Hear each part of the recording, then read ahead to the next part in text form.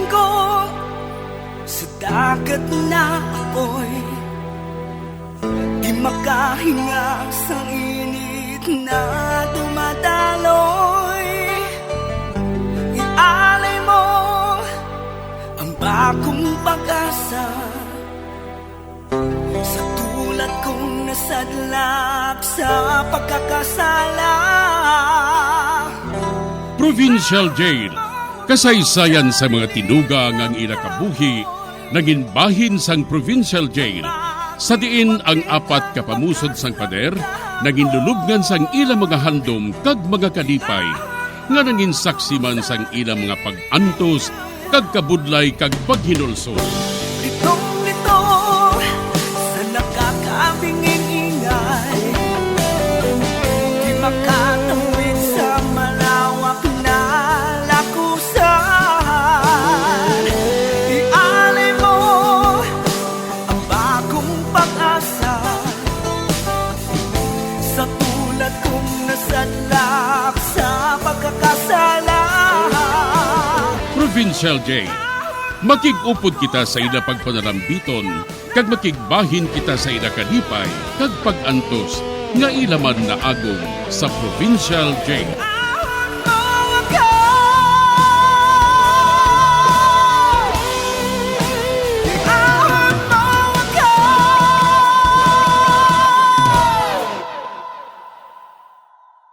Bilanggo sa dagat na apoy, di makahinga sa init na dumadaloy. Ialay mo ang bagong pag-asa sa tulad kong nasadlak sa pagkakasala. Sa liwat maing adlaw sa inyo tanan mga palangga na mga tagpalamati, sa karon nga adlaw padayuno naton ang sulat, nga ginatagan naton sang kabuhi, diri sa ato panatuntunan, Provincial Jail. Ihawak mo ako sa liliyap na apoy, na aking matikman ang tamis ng sandali. Bahin sang nagligad, daw may suspitso ako sa ginasugid sa ako ni Mr. De Jesus. Gani ako na mismo ang nagpangusisa sa distributor sang Ilinon. Kagnabtan ko dito si Mary, nga mong sekretarya sang kumpanya. Gani siya na lang ang akong ginusisa. Diri sini nga bahin, padayunon kong kasugpon sa akong pagsaysay diri sa Provincial Jail. Buksan kong kahangay ni. Tari na. Nabuksan ko na. Kag makita kong madamo nga banknotes sa idalom sang shelves. Kag sa ibabaw, may nakita ko nga dalag ko nga duwa ka dalag ko nga ledgers. Kag may daan nga mga accounts. Kuhaon ko na.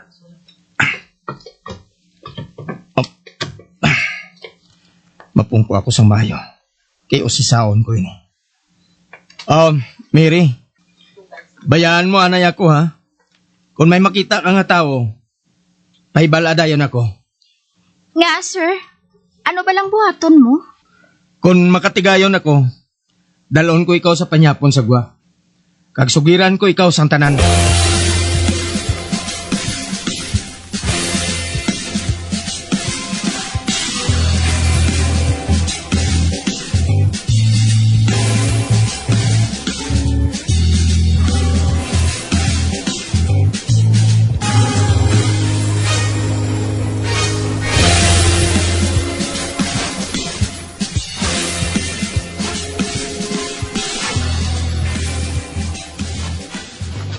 Tapos na nga akong speech sa organisasyon nga ini sa mga negosyante.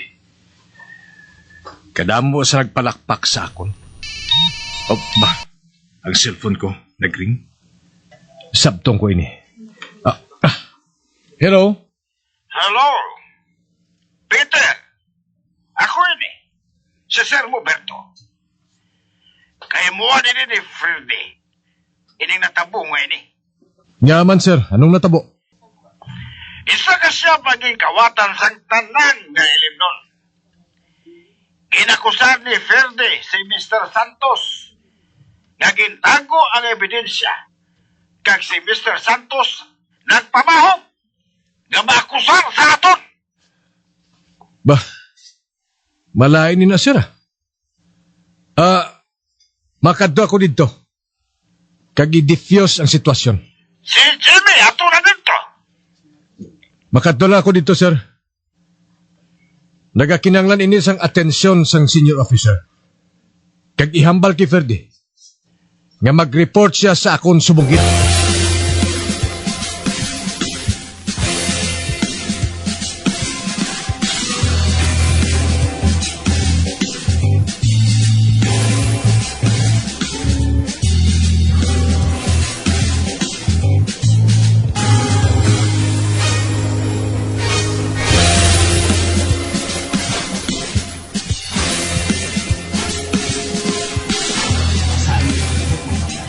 Sir, ara sa Ferdy, nagaulat sa imo sa sulod. Ano? Kadasig sa iya. Sa di na siya. Sa office, sir. Bah, ara matuod si Ferdi.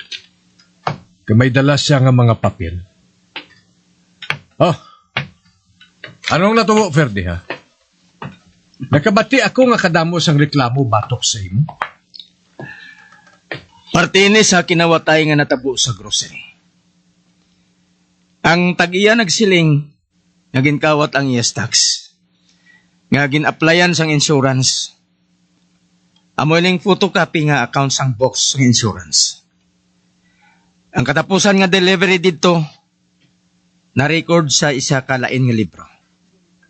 Apang sa isa ka libro, may 5 pagid ka grocery nga nag-claim sang insurance. Kaginbayaran sang 50% sang insurance money. Sa ano mo nahimo, ina? Sa ila nga, boss. Ang 2 ka empleyado nagwa. Kilala kong sekretarya dito. Ganigin pasulod niya ako sa safe. Ano? Bah, Ferdi? Hindi ka makahimo sina kung wala sang search warrant? Kinanglan ko na subunggit, boss. Hindi magpanugid ang akong kilala. Pero kinanglan maghulag kita subong sa madasi. Ginpadala ko na dito si Detective Berto. Sa siyap sang tag-iya sang grocery nga maakusar. Mapaisyo ako sang search warrant subong. Daloon naton si Detective Nab. Kagang 2 pagig ka police officer. Agod nga makabulig sa imo.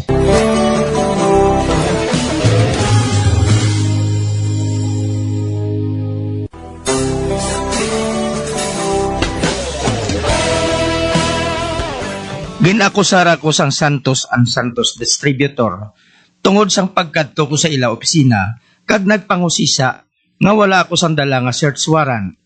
Naakig si Detective Berto ganing insugo niya si Peter nga katuan ako agod nga magpa-issue sang search warrant. Sa pagpadayon ko pagid, nauli ako sa pag-abot. Apang hindi bali. Amo man ang pag-abot ni Berto. Kag nabatian kong successful nga operation. Ang 5 katagiyas ang grocery, gindakop na. Nag-ako na sila nga ginkawat nilang stocks nga gintago ini. Gani nakakuha sila sang katunga sang insurance money, kag para sa ilang stocks. Jugs, masugod na kita sa pagkaon. Nakaibalo ako nga gutom ka na. Amo man ako. Sino balay niya? Buksan kong perta.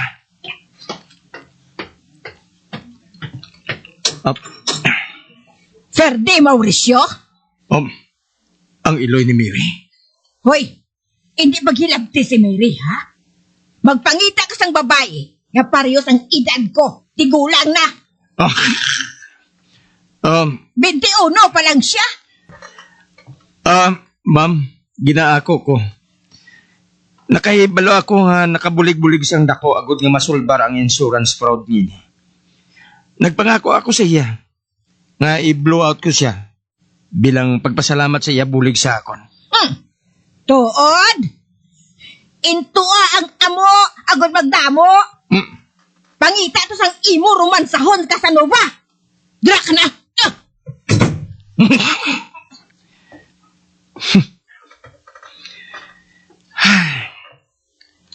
Mga 30 pa lang ako. Apang kung magambal siya, daw tigulang na ako.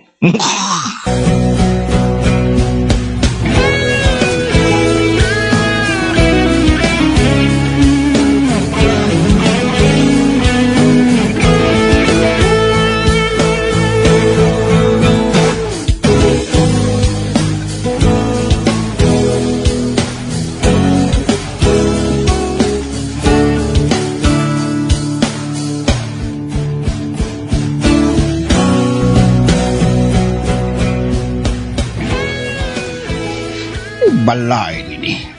Malay nini. Kulos dayaw ang akong mabatian kay Chief Peter. Pagdayaw sa kay Ferdi. Ang bag-o nga pulis. Maalam ko no kag maabti kayo. O boyset. Boyset! Mangin karibal ko pang animal nga ini. Pero hindi bali. Ginpakalain ko siya sa iloy ni Mary.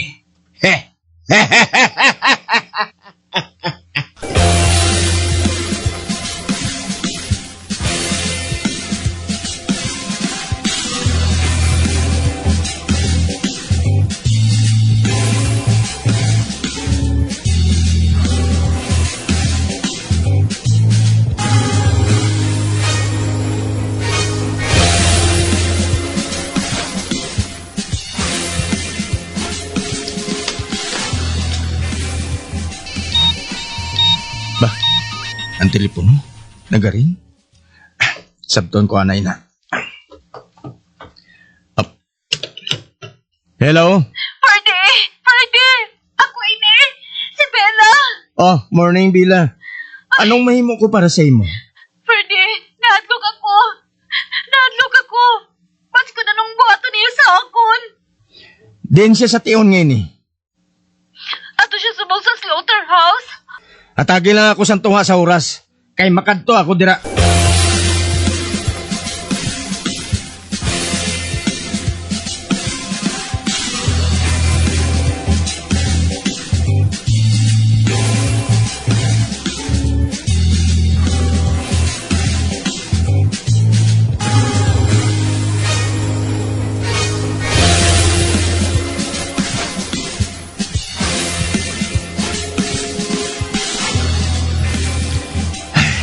Ari na. Natapos ko na nga akong report. Ipadala ko na ini sa headquarters. Pagkatapos, makadto ako kanday Bella.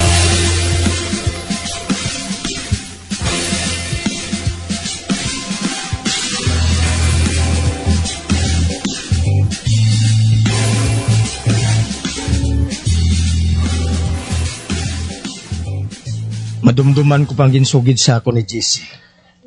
Ang kapid ni Ninit. Asuno sa ila. Ang ngalan sang bana ni Bella, amo si Sian.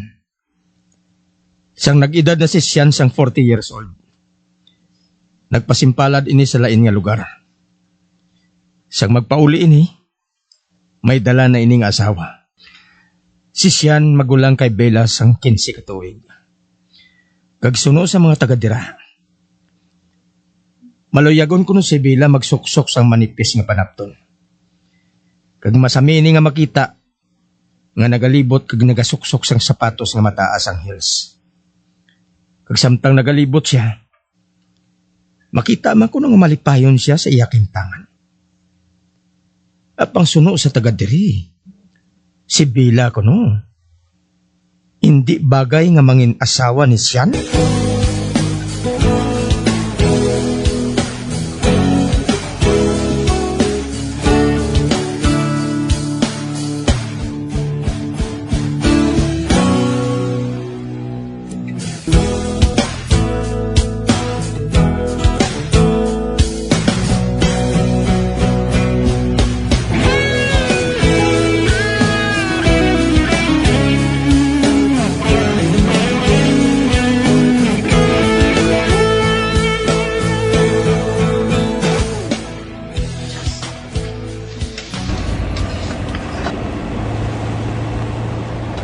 Sira ng balay ng Taybila.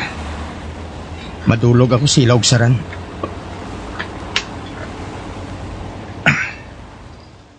Magwa ako diri.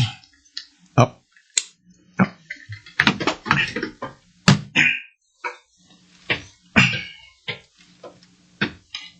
Manuktok ako sila balay. Up. Up. Ay, Ferdy, nalipay ako nga nag-abot ka. Ay, nagalibogin ang ulo ko. Kung anong buhaton ko. Luyag mo bala anay nga magkape? Karon na lang. Sugira na ako kung anong nagkakatabo diri. Ay, Ferdy, ini na gid ako makaagwantas ang kahimtangan ko nga ini. To pareho lang nga ari ako sa prisuhan. Wala sang sini. Wala sang pagkaon sa gwa. Ari lang ako diri nga nagamukmuk bilog na hapon. Ginasakit ka bala niya? Ini na kinahanglan nga sakito niya ako. Kinapahog niya ako, Ferdy.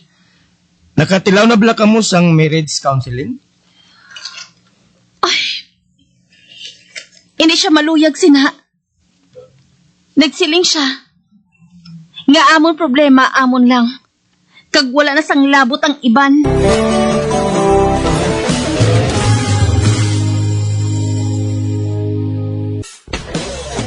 Bilang ko sa dagat na apoy, di makahinga sa init na dumadaloy. Ialay mo ang bagong pag-asa sa tulad kong nasadlak sa pagkakasala. Magambyan sundagin ninyo sa pagpamati ang mga kasugpon sang sulat nga aton man ginatagan sang kabuhi diri sa atong patuntunan, Provincial Jail. Kag kami diri sa gihapon wala gid nagakalipat sa pagpangagda sa inyo. Nga kung kabuman may kasaysayan, ipadala lang diri sa atong palatuntunan, Provincial Jail, DYWB, Bombo Radio, Bandalagan, Siyudad Sang Bacolod. Sa direksyon ni Melvin Gatuslao.